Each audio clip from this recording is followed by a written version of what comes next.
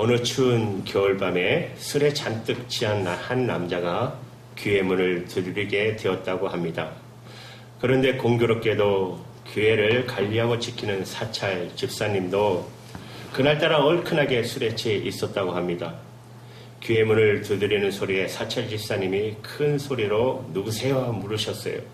그때 술 취한 남자가 대답합니다. 나 신도되기 원하는 사람입니다. 왜 신도되기 원하시죠? 세상 사는 슬픔이 많아서 기쁨을 찾고 싶어서요. 기쁨을 얻고 싶은 사람이 왜 하필이면 교회로 오셨어? 제가 듣기로는 교회 오면 예수님이라는 분이 기쁨을 주신다고 해서 찾아왔어요. 이때 이 사찰 집사님이 대답이 걸작입니다. 그런 양반 이 교회 안에는 안 계시오. 여러분 교회 안에 기쁨이 없다는 것은 그 교회 안에 예수님이 안 계시다는 말입니다. 여러분 우리도 마찬가지 아닙니까? 우리가 예수를 믿는다고 하면서도 아무 기쁨이 없다면 그 마음에 예수님이 없는 것이죠. 그러니 기쁨이 있을 수가 없잖아요. 그런데 여러분 왜 교회 안에 우리 성도들이 기쁨을 자꾸 잃어버릴까요? 왜 기쁨이 없을까요? 오늘 사도 바울은 빌립보 교회를 향하여 빌립보 성도들을 향하여 기쁨을 잃어버리는 그들을 향하여 왜 기뻐해야 하는지 기쁨의 메시지를 전하면서 그들을 권면합니다. 빌립보서 4장 1절의 말씀을 보시면 주 안에서 항상 기뻐하라. 내가 다시 말하노니 기뻐하라. 그런데 여러분 문제는 우리가 어떻게 항상 기뻐할 수 있겠습니까? 그것이 가능한 것일까요? 그저 꿈꿔봄직한 하나의 가능성에 불과한 것은 아닙니까? 실제로 우리 삶을 보면 기쁨보다 슬픔과 좌절을 경험하게 되는 일이 많지 않습니까? 어떻게 항상 기뻐하며 살 수 있겠습니까? 사도 바울의 항상 기뻐하라는 이 말을 이해할 수 있는 것은 오늘 본문 1절의 말씀을 이해할 때만 우리는 비로소 분명하게 이해할 수가 있을 것입니다. 그러므로 나의 사랑하고 사모하는 형제들, 나의 기쁨이여 면류관인 사랑하는 자들아, 이와 같이 주 안에 서라.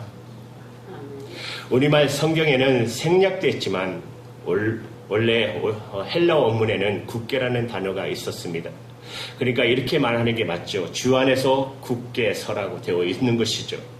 주 안에서 굳게 서는 것. 사도 바울은 항상 기뻐할 수 있는 삶을 살 수 있는 비결이 바로 주 안에 굳게 서는 것이라고 말씀합니다. 그렇다면 주 안에서 굳게 서는 것이 항상 기뻐하는 삶을 살 수가 있는 전제 조건이라면 어떻게 하는 것이 주 안에 굳게 서는 것일까요? 여러분 항상 기뻐하는 삶을 살기 위해서 우리가 굳게 붙잡고 살아야 할 삶의 원리가 무엇입니까? 사도 바울은 오늘 본문을 통해서 주님께서 가르쳐 주시는 그 삶의 원리를 세 가지로 말씀하고 있습니다. 오늘 주님이 가르쳐 주신 그 삶의 원리 세 가지를 살펴보며 큰 은혜 받는 시간 되기를 바랍니다. 여러분 첫 번째는 관용의 삶을 베풀라는 것입니다. 관용의 삶을 살라는 것입니다.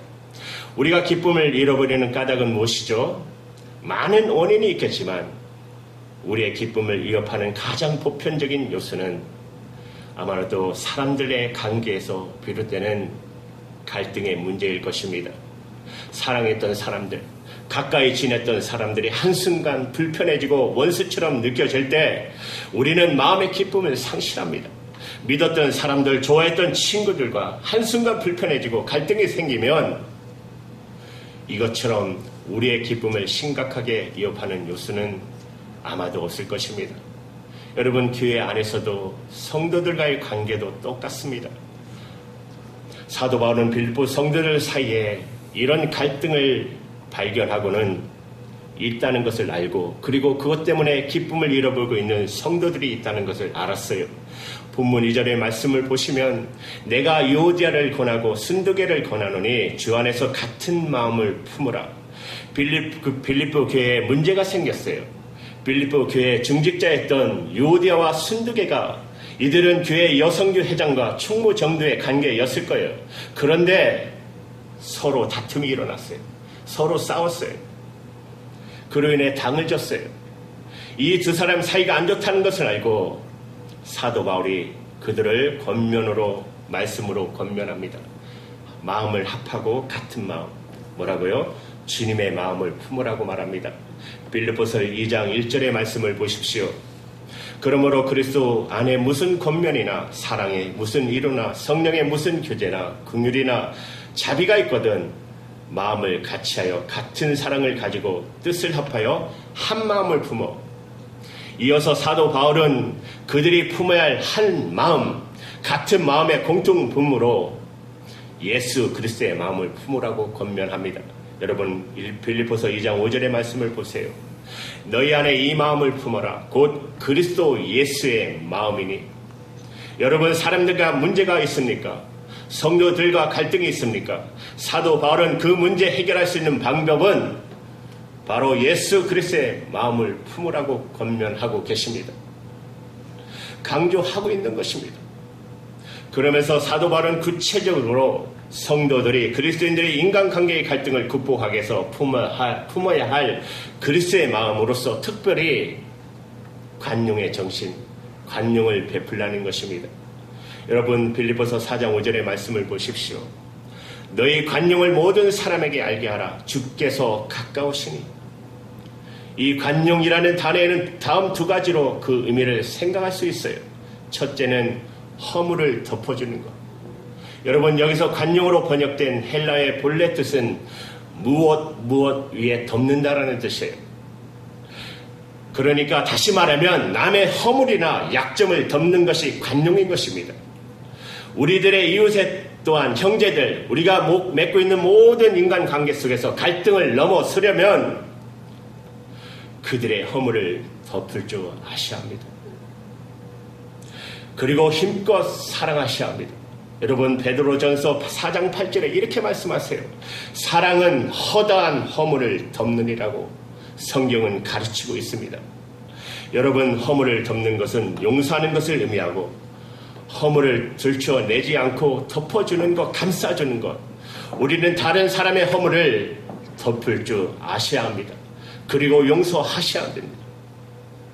우리는 모두 주님 앞에 서야 합니다. 주님께서 말씀하십니다.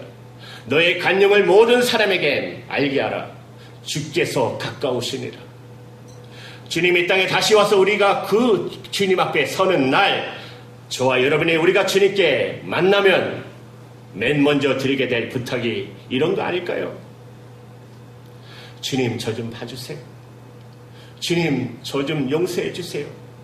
이 땅에 살면서 우리가 저지른 실수와 허물 생각을 할 때 우리는 주님 앞에 간용을 간구하게 될 것입니다.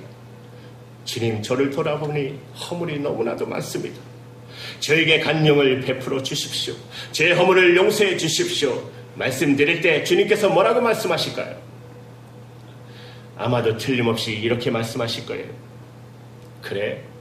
그러면 너는 세상에 살 때 이웃들에게, 교우들에게 얼마나 관용을 베풀었느냐? 그렇게 물으실 거예요. 주님께서는 우리가 이 세상 살 동안 우리의 이웃들에게 관용을 베풀며 살기를 원하십니다.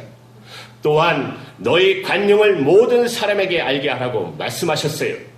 가까운 사람들, 친구들, 어울리기 좋은 사람들 뿐만 아니라 나에게 상처를 입힌 사람에게조차도 관용을 베풀라는 말씀이에요. 우리가 주님 앞에 서는 날 주님의 관용을 입을 수 있도록 우리는 그렇게 살아야 되는 것입니다. 관용의 의미 두 번째는 이웃의 삶을 세워주라는 것입니다.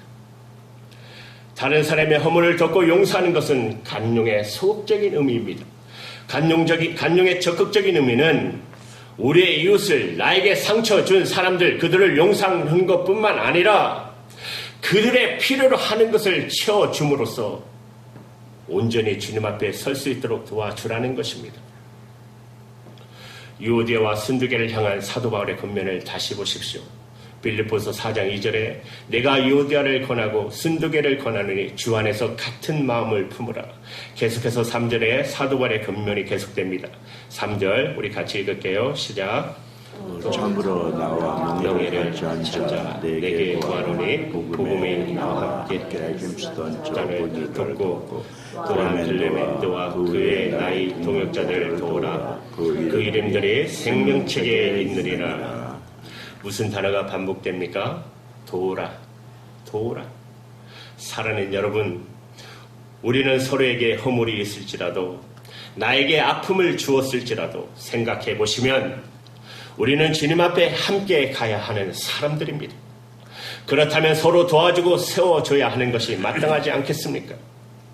주님이 우리에게 베푸신 관용은 무엇일까요? 십자가에서 저와 여러분의 허물과 죄를 덮어주셨습니다. 그리고 십자가에 자신을 못 박는 사람들을 향하여 주님은 이렇게 말씀하셨습니다. 누가복음 23장 33절에 아버지여 저희를 사하여 주시옵소서. 자기 하는 것을 알지 못함이니이다. 주님은 자신을 십자가에 못 박는 자들을 용서하셨습니다. 그러나 그것으로 끝나지 않으셨습니다. 한 걸음 더 나가서 그들을 구원해 주셨습니다. 사랑하는 여러분, 그렇습니다. 이웃들을 향한 간용, 그들의 허물을 덮어주고 용서하는 정도로 끝나서는 안 됩니다. 이웃들을 잘 도와서 견고하게 주님 앞에 설 수 있도록 해야 하는 것입니다.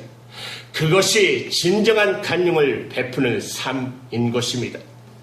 여러분, 미국의 유명한 코미디언 가운데 밥 호프 여러분 아시죠? 우리 어린 시절에 아주 유명한 코미디언이었잖아요.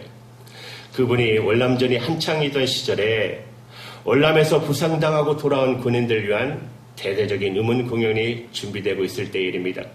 프로그램을 총책임진 감독이 밥 호프를 이 공연에 초청했어요.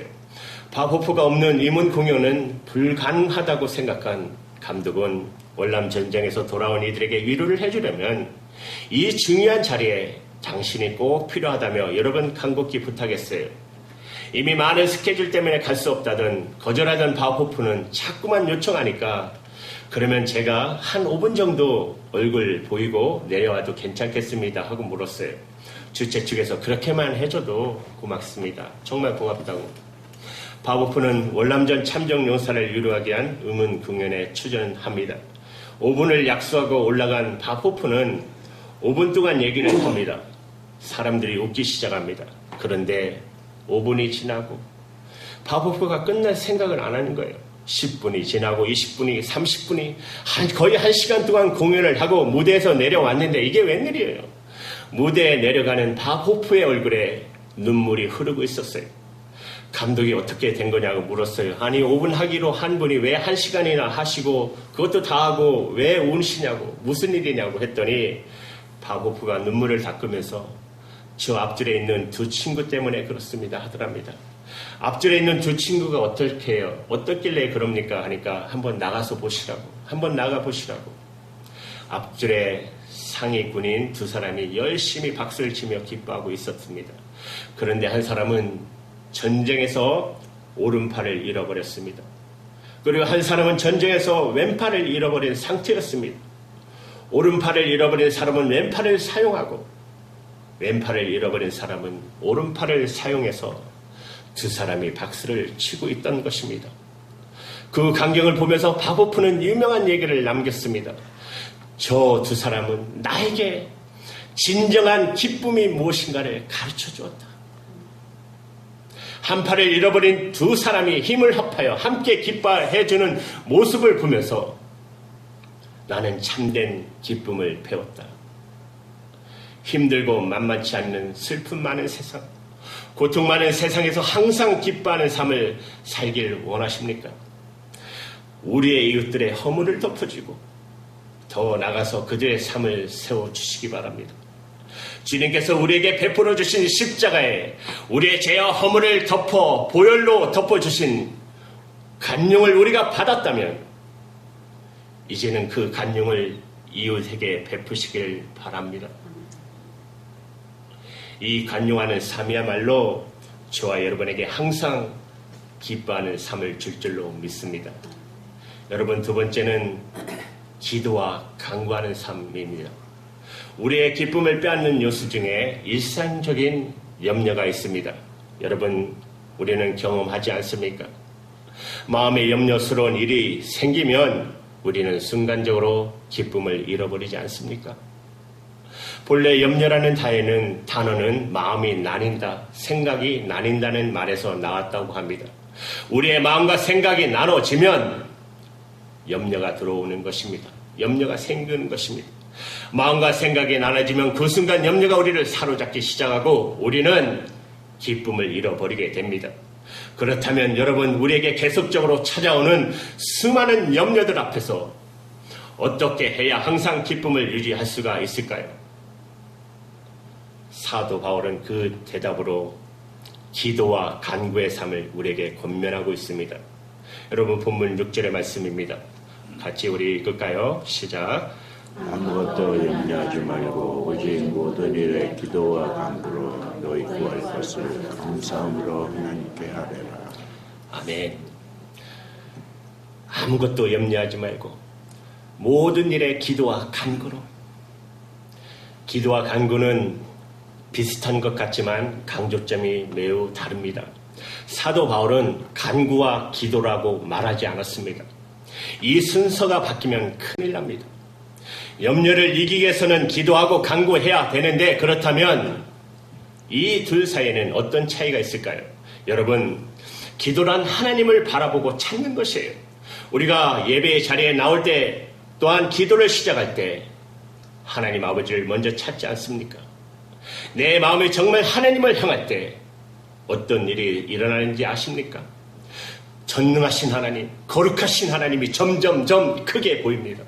전능하신 하나님, 그 하나님께 압도당해서 그분의 은혜와 영광이 내 마음을 지배하기 시작할 때 우리는 서서히 간구로 들어가는 것입니다.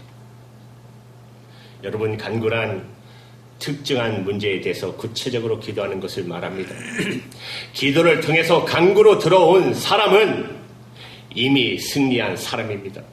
왜냐하면 하나님이 크게 보인 사람에게는 문제가 작게 보이기 때문에 그래요.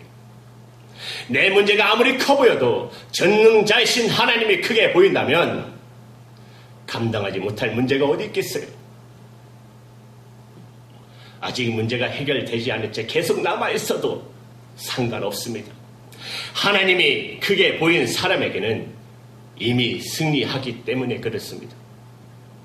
나와 함께 하시는 하나님, 이 사실을 확실한 사람에게는 여러분, 감당하지 못할 문제란 염려란 없습니다. 그래서 먼저 우리는 하나님 앞에 기도부터 하고 그 다음에 간구로 나가야 하는 것입니다. 여러분, 절대로 순서가 바뀌면 안 됩니다.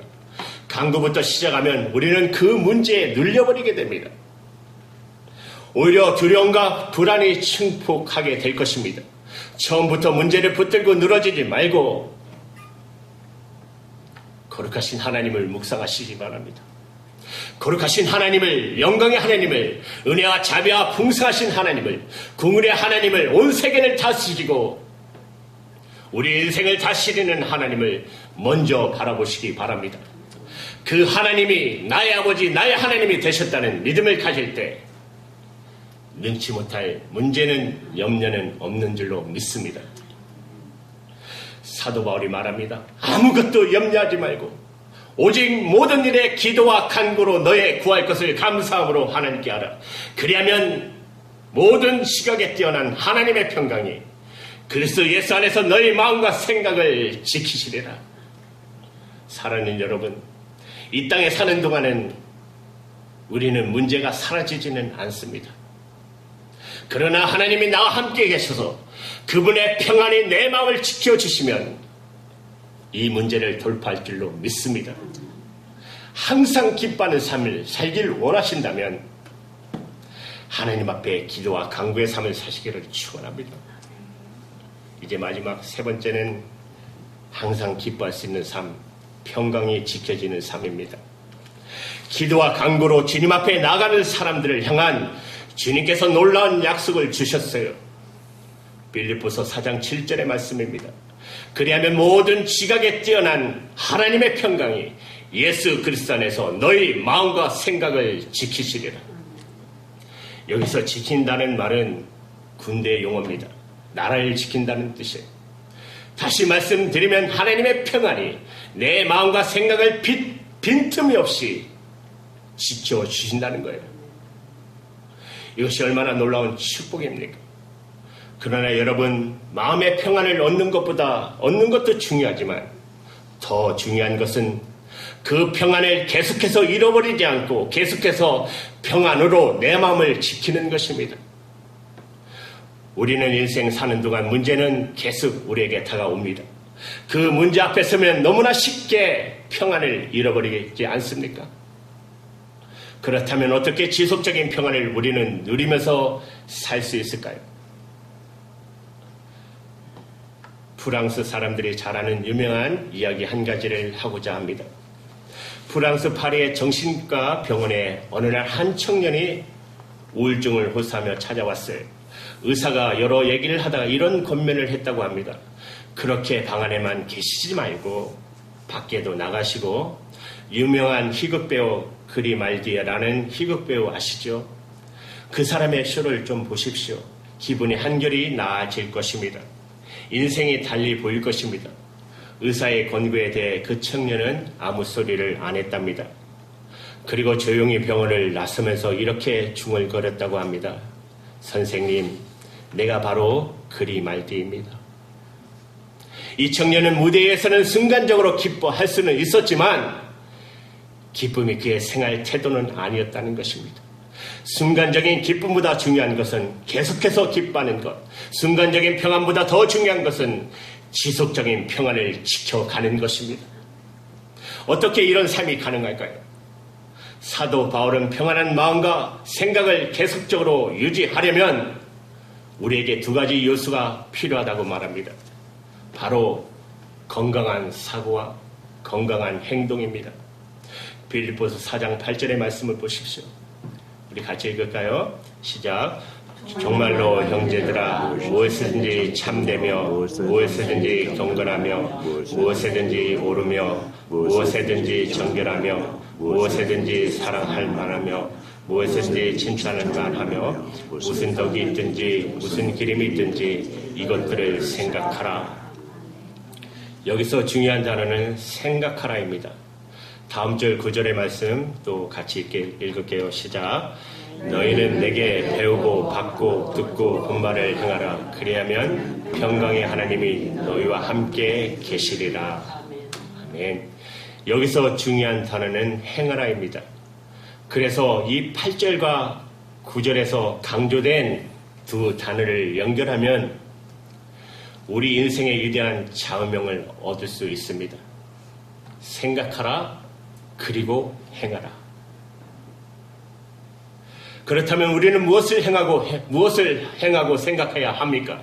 8절의 말씀을 보시면 무엇이든지 참된 것을, 무엇이든지 경건한 것을, 무엇이든지 올바른 것을, 무엇이든지 정결한 것을, 무엇이든지 사랑스러운 것들을, 무엇이든지 칭찬받을 만한 것들을 생각하라고 했습니다. 이 모든 덕목들의 공통적인 특성은 인생의 적극적인 면을 다룬 말입니다. 그러므로 8절 말씀을 적극적인 것을 생각하라 유혹할 수 있지 않습니까? 여러분, 적극적으로 사랑하시기 바랍니다. 적극적으로 의를 생각하시기 바랍니다. 적극적으로 경건하시길 생각하시기 바랍니다. 옳은 것을 생각하시기 바랍니다. 적극적으로 아름다운 것을 생각하시기 바랍니다. 생각하셨다면 그것을 행하시기를 주님의 이름으로 축원합니다. 여러분, 우리의 생각이 부정적으로 될 때 우리에게 일어날 수 있는 최악의 상태는 사단이 우리 생각 안에 자신의 견고한 진지를 구축한다는 사실입니다. 사단의 특징은 불의한 것, 불경건한 것, 더러운 것, 미움과 시기와 다툼과 질투, 그런 것 같은 거에 거기에 즐겨한다는 사실입니다.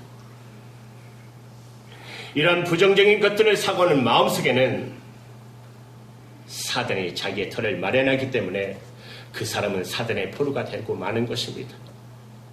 우리의 부정적인 생각을 우리는 잠시는 할 수 있습니다. 그러나 여러분, 그 부정적인 생각 안에 계속해서 머물지 않도록 우리 자신을 제어할 수 있어야 합니다.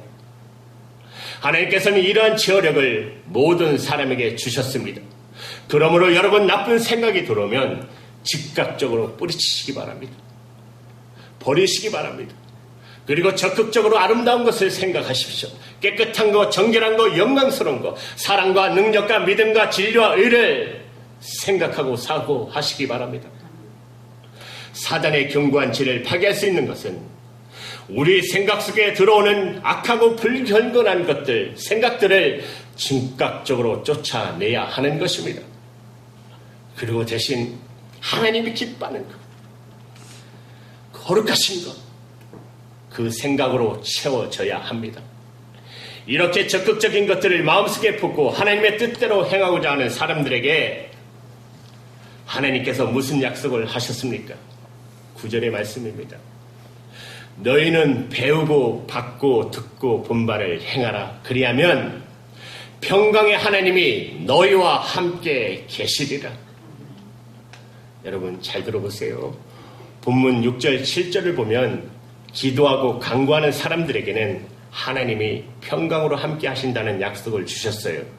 그런데 여러분 9절에는 주님이 원하시는 생각을 하고 주님이 기뻐하는 삶을 살고자 하는 사람들에게는 평강의 하나님이 함께 하신다고 약속하십니다. 여러분 하나님의 평강과 평강의 하나님 어느 것이 더 좋을까요? 별 차이 없는 것 같지만 사실 이 둘은 굉장한 차이입니다. 하나님의 평강은 하나님의 선물입니다. 그러나 평강의 하나님은 평강을 주시는 하나님이십니다. 하나님의 선물을 누리는 것도 정말 귀한 것입니다. 그러나 여러분 그 선물을 주실 수 있는 하나님께서 나와 함께 하신다는 것은 얼마나 더 큰 축복입니까? 우리 모두가 하나님이 기뻐하시는 생각을 하고 적극적으로 그 삶을 살고자 주님께서 순종할 때 주님께서 내 마음을 지켜주실 것입니다.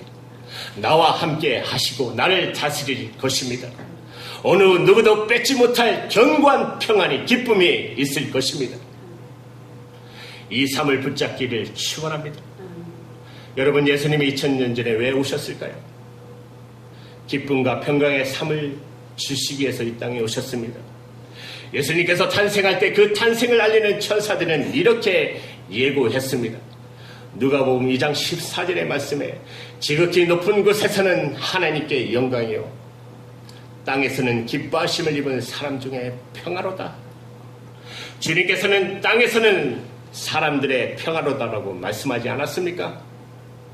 만약 그냥 사람들 중에 평화로다라고 말씀하셨다면 땅에는 벌써 평화가 정착되어야 합니다. 그러나 아직도 이 땅에는 전쟁과 갈등과 미움이 계속되고 있습니다. 주님의 약속의 말씀을 다시 읽어보세요.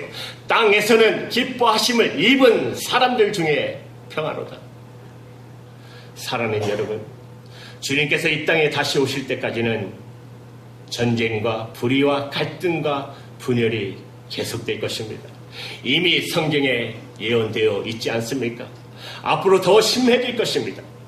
그럼에도 불구하고 이 절망과 갈등과 분열의 낙담의 세상의 한복판에서도 아직도 평안을 누릴 수 있는 사람들이 있습니다. 바로 주님의 기뻐하심을 입은 사람들입니다. 사랑하는 여러분, 우리가 예수 그리스도를 믿고 구원받아 하나님의 기뻐하시는 사람이 되면, 그리고 주님께서 기뻐하시는 생각을 하고 그런 삶을 살고자 하면 하나님께서 우리 마음속에 평화를 주십니다. 땅에서는 기뻐하심을 입은 사람 중에 평화로다. 세상의 불안과 환난과 전쟁, 온갖 전염병 속에서도 우리 마음속에 있는 평화는 그 누구도 뺏어갈 수 없을 것입니다. 이 평화를 누리며 날마다 기뻐하는 삶, 이것이 그리스도를 만난 믿는 성도들의 모습이 아닙니까? 이것이 하나님께서 우리에게 주신 놀라운 축복의 삶이 아닙니까?